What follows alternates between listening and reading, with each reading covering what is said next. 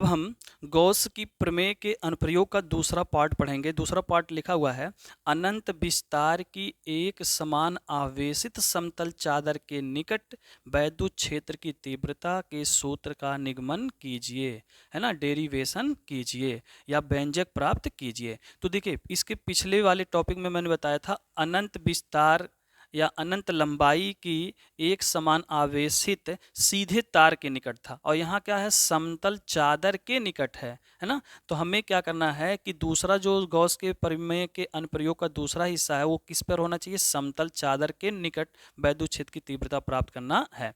Intensity of electric field near a uniformly charges a plane sheet, कौन सा sheet है, plane sheet of the infinity extension है। तो हम सर्वप्रथम क्या बनाएंगे, ए प्लेन सेट बनाएंगे या समतल चादर।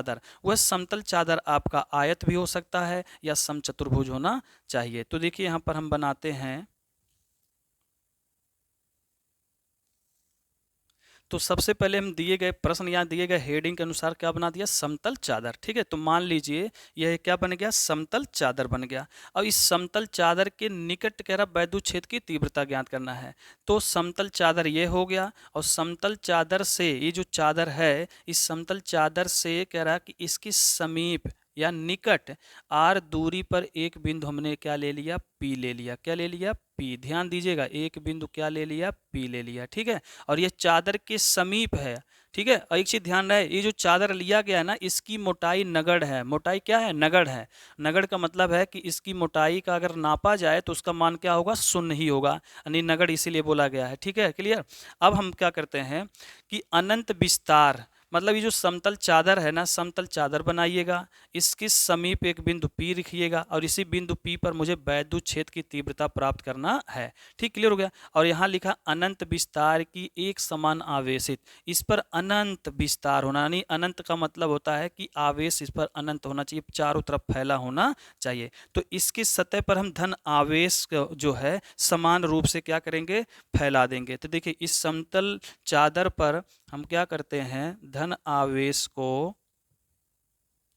आवेश को समान रूप से मैंने क्या किया, इस चादर पर फैला दिया। ठीक, अब हो गया अनंत विस्तार की, ध्यान दीजिएगा हेडिंग पर, अनंत विस्तार की एक समान आवेशित समतल चादर कह रहा निकट। तो देखिए निकट वैद्युत क्षेत्र की तीव्रता का सूत्र प्राप्त करना है। इसी बिंदु P पर मुझे वैद्युत क्षेत्र की तीव्रता वेक्टर E या E का क्या करना है, व्यंजक या सूत्र प्राप्त करना है। क्लियर हो गया ना।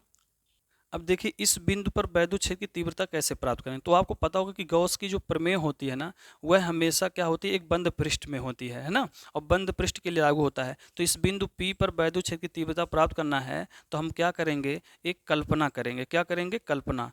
तो कल्पना करने का मतलब हुआ कि इसमें हम ऐसे बनाएंगे एक बेलन के रूप में, जैसे कि हमने इसके पीछे वाले पॉइंट में बताया था। तो ये यहाँ पर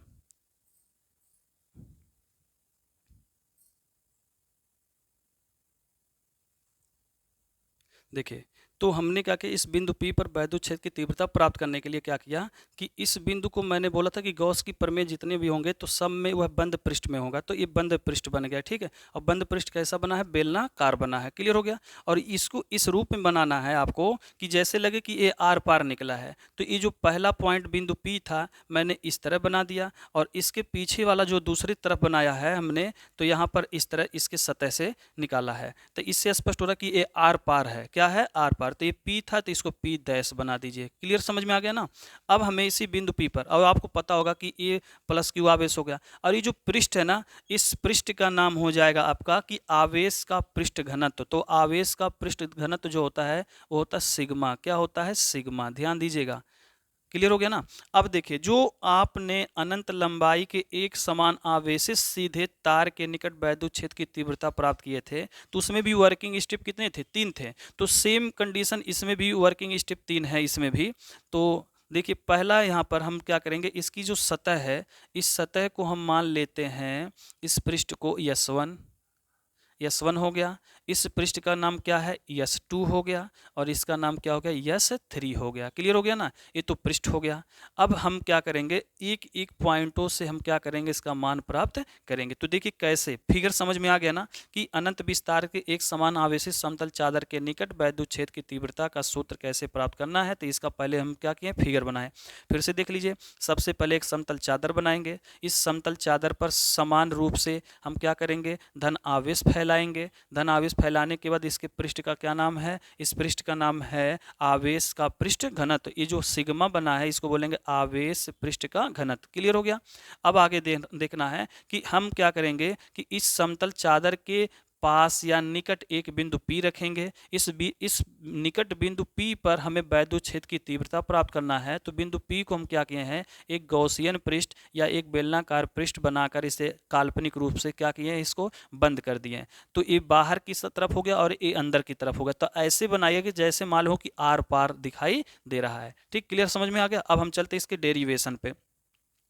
इसका भी डेरिवेशन बहुत आसानी से, वही वर्किंग स्टेप 3 हमको करना है। तो देखिए वर्किंग स्टेप में पहला पॉइंट मैंने बताया था कि देखिए वर्किंग स्टेप यही है, रेखीय आवेश घनत्व उसमें था अनंत लंबाई में। तो इसमें क्या बोलेंगे, इसमें बोलेंगे आवेश का पृष्ठ घनत्व, यानी आवेश ये रेखीय था, और इसमें क्या रहेगा, पृष्ठीय आवेश घनत्व। तो सिग्मा बराबर हो जाएगा फ्लैक्सों की संख्या, गास की परिमाण। यही 3 पॉइंट हमको तैयार करना है। देखिए इसका पहला पॉइंट हम लोग क्या करेंगे, पृष्ठीय आवेश घनत्व। तो पृष्ठीय आवेश घनत्व किससे दर्शाया जाए, सिग्मा से। तो सिग्मा बराबर होता है Q/A। ये जो A है ना, अनुप्रस्थ काट का क्षेत्रफल है। किसका क्षेत्रफल है, अनुप्रस्थ काट का क्षेत्रफल है। तो ध्यान दीजिएगा, इसको बोल सकते हैं कि एकांक अनुप्रस्थ काट का क्षेत्रफल पर उपस्थित कुल आवेश की मात्रा पृष्ठीय आवेश घनत्व कहलाता है।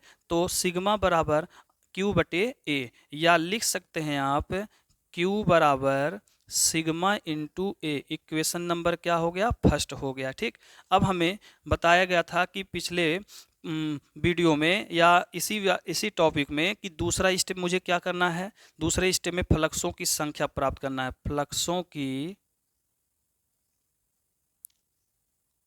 कुल फ्लक्सों की संख्या, कुल फ्लक्सों की संख्या फाई ई।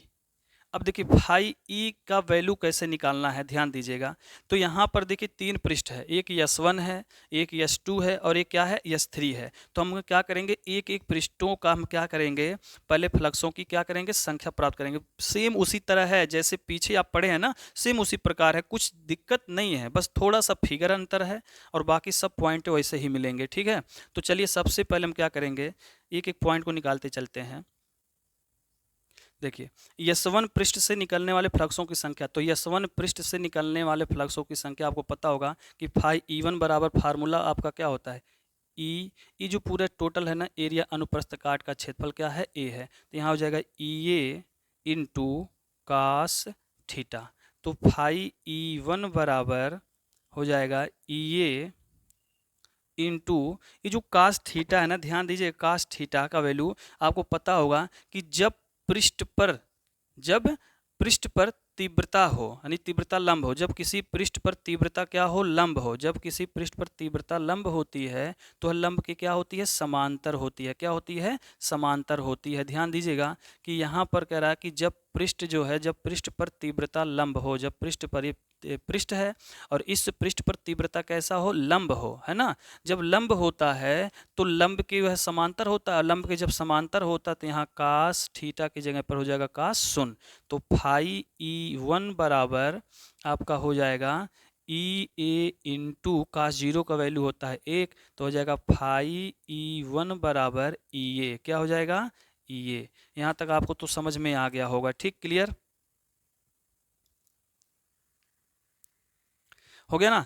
अब इसी तरह हम क्या करेंगे, ध्यान दीजिएगा, इसी तरह S2 पृष्ठ का निकालेंगे। किसका निकालेंगे, देखिए यहाँ पर S2 पृष्ठ है नहीं, अब S2 पृष्ठ पर निकालेंगे। तो S2 पृष्ठ पर भी वही पॉइंट है कि इस पर भी देखिए S2 पृष्ठ पर है ना, S2 पृष्ठ पर जब पृष्ठ पर तीव्रता क्या हो, लंब हो, तो लंब के ये क्या होता है, समांतर होता है। लंब के क्या होता है, समांतर होता है। तो यहाँ पर भी इसी प्रकार लिखेंगे S2।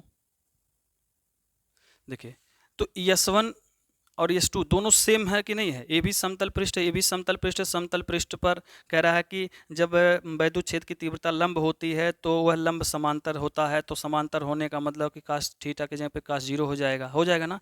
तो जब S1 पृष्ठ का फाई E1 बराबर E आया है, तो S2 पृष्ठ पर भी क्या हो जाएगा, फाई E2 बराबर क्या हो जाएगा, E हो जाएगा। ठीक, क्लियर, समझ में आ गया। ये हो गया हमारा S2 पृष्ठ से निकलने वाले फ्लक्सों की संख्या। अब हमारे पास बचा कौन सा पृष्ठ, S3 बचा है। क्या बचा है, S3। अब S3 का हम निकालेंगे, हो गया ना।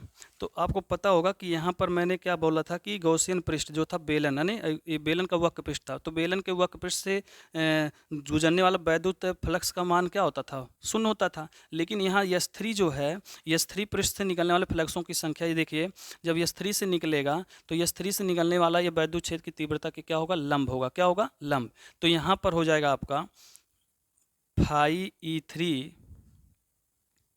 बराबर E कास थीटा। तो फाई E3 बराबर E कास 90 अंश। तो phi E3 E into cos 90 का मान कितना होता है, शून्य होता है। कास 90 का मान कितना होगा, शून्य। तो फाई E3 बराबर ई में शून्य का गुणा करेंगे तो शून्य ही आएगा। ठीक, यहाँ तक पता चल गया। अब हम क्या करेंगे, हमें S1 S2 और S3 तीनों पृष्ठों से निकलने वाले फ्लक्सों की संख्या पता चल गया। तो यहाँ दूसरा वाला मैं बोला था, वर्किंग स्टेप क्या था, कुल फ्लक्सों की संख्या फाई ई है। अब हम करेंगे कुल फ्लक्सों की संख्या, कुल फ्लक्सों की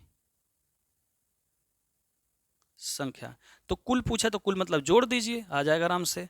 तो हो जाएगा यहाँ पर फाई ई बराबर फाई E1, सेम उसी प्रकार चल रहा है जैसे मैंने पीछे बताया, phi E2 plus phi E3 हो गया। तो फाई ई बराबर फाई E1 का मान कितना आया है, देखिए ध्यान से, फाई E1 का मान आया है EA, फाई E2 का मान कितना आया है EA, प्लस फाई E3 का मान कितना आया, शून्य। तो यहाँ हो जाएगा फाई ई बराबर एक EA मिल के कितना हो जाएगा, 2EA आ गया। ठीक, ये तुम्हारा मान मिल गया कुल फ्लक्सों की संख्या फाई ई बराबर 2E। ये हो गया, ये हो गया वर्किंग स्टेप सेकंड हो गया। अब हम बोले थे कि वर्किंग स्टेप थर्ड में क्या करना है। वर्किंग स्टेप थर्ड में आपका चलेगा गॉस का प्रमेय।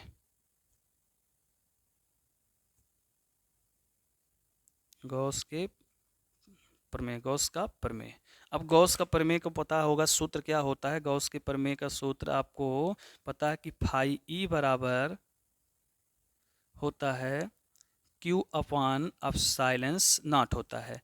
तो आपको पता होगा कुल वैद्युत फ्लक्स की संख्या कितना आपने लाया है, फाई ई लाया। फाई ई बराबर 2E लाए हैं, 2EA लाए हैं। तो यहाँ फाई के जगह पे हो जाएगा 2EA बराबर Q बटे एप्सिलॉन नॉट 2EA बराबर, ध्यान दीजिएगा यहाँ Q का वैल्यू कितना आया है, Q का वैल्यू आया है Q बराबर सिग्मा इंटू ए। तो यहाँ लिख देंगे sigma into A upon epsilon not.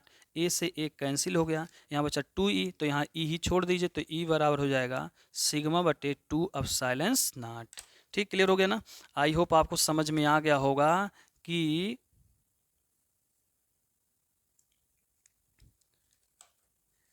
अनंत विस्तार की एक समान आवेशित समतल चादर के निकट वैद्युत छेद की तीव्रता का सूत्र का डेरिवेशन कैसे किया गया। आई होप आपको समझ में आ गया। तो E बराबर सिग्मा बटे 2 एप्सिलॉन नॉट।